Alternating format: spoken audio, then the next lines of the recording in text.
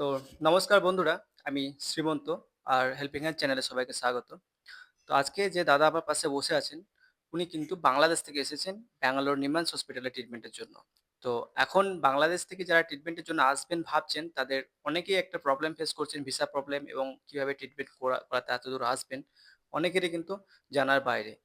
তো আমি প্রথমেই দাদার কাছে জানতে চাইবো, দাদা আপনার নামটা যদি কাইন্ডলি একটু বলেন। নমস্কার। আমি বৈদ্যনাথ ভাদুরী। আমি থাকি বাংলাদেশের খুলনাতে। আমি বাংলাদেশের খুলনা থেকে আসছি। আ আর দাদা আমি অ্যাকচুয়ালি আপনার কাছে খুব স্লোলি আমি জানতে চাইবো যে বাংলাদেশ থেকে আপনার ব্যাঙ্গালোর পর্যন্ত যে ট্রিটমেন্ট প্রসেসের জন্য যে জার্নিটা, আপনি কি করে এতদূর এলেন এবং টোটাল প্রসেসটা যদি একটু ধীরে, ধীরে যদি আমার দর্শকদেরকে একটু বুঝিয়ে দেন। কারণ আমার অনেক বাংলাদেশী ভাইরা আছে যারা ট্রিটমেন্ট করাতে আসতে চায়। তো অনেক প্রবলেম ফেস করছে ওখানে থেকে। তো কাইন্ডলি যদি আপনি ওখান থেকে ব্যাঙ্গালোর পর্যন্ত পৌঁছানোর যে প্রসেস সেটা যদি কাইন্ডলি আপনি একটু এক্সপ্লেইন করেন।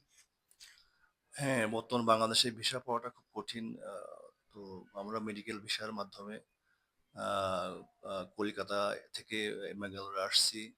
আমরা মেডিকেল ভিসার মাধ্যমে ১ম এ আমরা ব্যাঙ্গালোরে ডাক্তার দেখাবো, কোথায় এবার দেখাবো কি দাদা আমি আরেকটা কথা বলতে চাইবো যে আপনি ভিসা প্রসেসটা কিভাবে সম্পূর্ণ করলেন?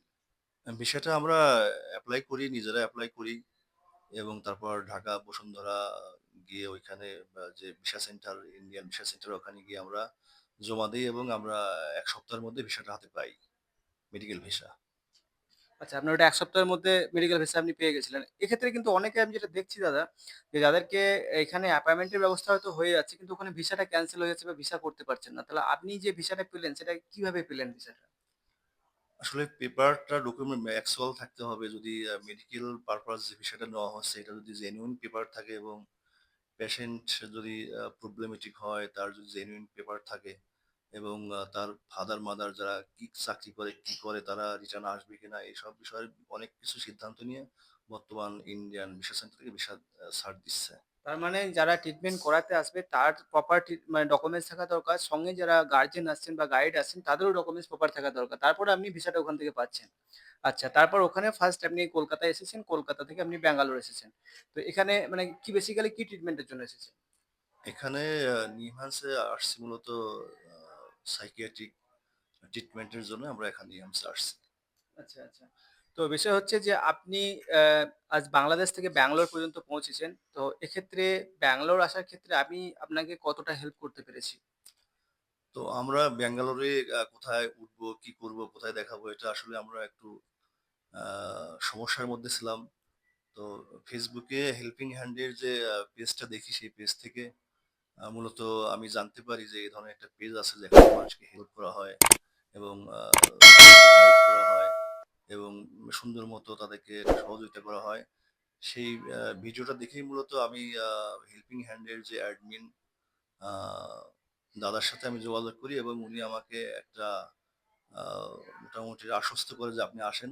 এখানে যত বিষয়গুলা আছে হোটেল ঠিক করে দেওয়া, ডাক্তার দেখানো এগুলা আমরা করায় দিব।"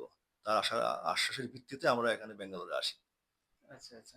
তো আপনি এখানে আজকে আপনার ফার্স্ট ডে ট্রিটমেন্ট হয়ে গেছে। তো আপনার এখানকার ট্রিটমেন্ট অনুযায়ী মানে এখানকার ট্রিটমেন্ট করে আপনি কতটা স্যাটিসফাইড এবং এখানকার ট্রিটমেন্ট মানে কি ফিডব্যাক দিতে চান এখানকার ট্রিটমেন্টে? কারণ অনেক বাংলাদেশী ভাইরা আমার আসতে চান, এতটা দূরের রাস্তা আপনি অতিক্রম করে এসেছেন। সেক্ষেত্রে এখানকার ফিডব্যাকটা কি? আসলে নিমহ্যান্সে যেটা দেখলাম না বাংলাদেশের জাতীয় মানসিক যে হাসপাতাল শ্যামলী, শ্যামলীর ট্রিটমেন্ট আর নিমহ্যান্সের ট্রিটমেন্ট সেম ট্রিটমেন্ট, একই প্রসেস, একই নিয়মকানুন। তো নিয়মকানুন একই। তবে ডাক্তারের ভেরিয়েশন আছে এখানে। তো হ্যাঁ, আমরা আমি আমি যেটা বলতে চাইবো যে দেখুন, আপনাদের হয়তো বাংলাদেশেও এত বড় হয়তো হসপিটাল আছে কি সবকিছুই আছে এবং ট্রিটমেন্ট প্রসেস হয়তো সেম। কিন্তু যেহেতু বাংলাদেশ থেকে মানুষ এই হসপিটালে ট্রিটমেন্টের জন্য আসছে বা সার্জারির জন্য আসছে, সেহেতু আপনি কি লক্ষ্য করলেন যে মানুষ বাংলাদেশ থেকে এত দূর আসবে? তো অনেকে বলছে যে নিহামসে গেলে ভালো ট্রিটমেন্ট পাওয়া যাবে। ওখানে ভালো ডাক্তার পাওয়া যায়, ভালো চিকিৎসা পাওয়া যায়। এই মূলত দেখে শুনে মানুষের কাছ থেকে বুঝে তারপরে মূলত আমাদের এখানে আসার সিদ্ধান্ত হয়। হ্যাঁ, বিষয় হচ্ছে এখান থেকে ধরুন যাওয়া আসা করে একটা লং ডিসট্যান্স একটা আ খরচপাতিরও ব্যাপার থাকে। তো আপনি এখানে কি লক্ষ্য করলেন যে আপনার ওখানে যে ট্রিটমেন্ট বা ডক্টরদের যে ব্যবহার এখানে এসে আপনি কিছু এক্সট্রা মানে এক্সট্রা কিছু থিংস আপনি লক্ষ্য করলেন? হ্যাঁ, একটু ব্যবহার তো চেঞ্জ আছেই। মানে বিদেশি পেশেন্ট পাইলে এরা তো একটু যেহেতু আমরা বাংলাদেশ থেকে আসছি তাদের ব্যবহারে তো অনেক পরিবর্তন অবশ্যই আছে। যেহেতু হ্যাঁ। ফরেন থেকে আসছি আমরা।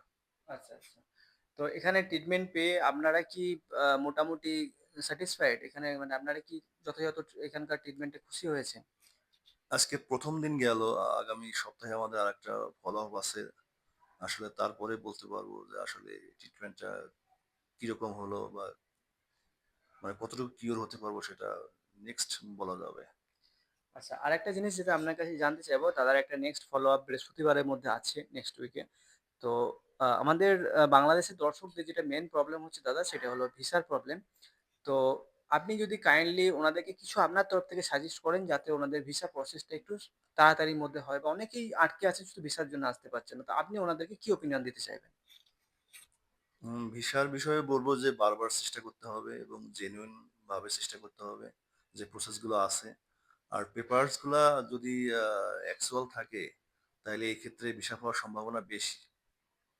সেক্ষেত্রে অ্যাকচুয়াল ভিসা যদি পেশেন্ট আসলেই তার ভিসাটা প্রয়োজন হয় তাহলে সেটা এম্বাসি বিবেচনা করে। আর যদি এটা দেখে যে এরা মোটামুটি অনেকে আছে যারা ইন্ডিয়ায় গেলে হয়তো আর আসবে না, এই ধরনের লোকের বর্তমান ভিসা দেওয়া থেকে কিছুটা বিরত থাকছে। আচ্ছা, মানে বিষয় যেটা হচ্ছে যে আপনারা যেহেতু একটা মানে সরকারি কাজে আছেন, যে কারণে আপনাদের যে ডকুমেন্টস এর প্রসেস সেটা অন্যদের থেকে একটু আলাদা আছে। মানে একটু আপনার ওনাদের একটা মানে আইডেন্টিফাই করতে সুবিধা হচ্ছে যে আপনি সিওর রিটার্ন আসবেন। যে কারণে আপনার ভিসা প্রসেসটা খুব তাড়াতাড়ির মধ্যে হয়ে গেছে, এবং আপনার টোটাল ভিসা প্রসেসটা হতে কতদিন সময় লেগেছে? আমাদের ১ সপ্তাহের মধ্যে কমপ্লিট হয়ে গেছে।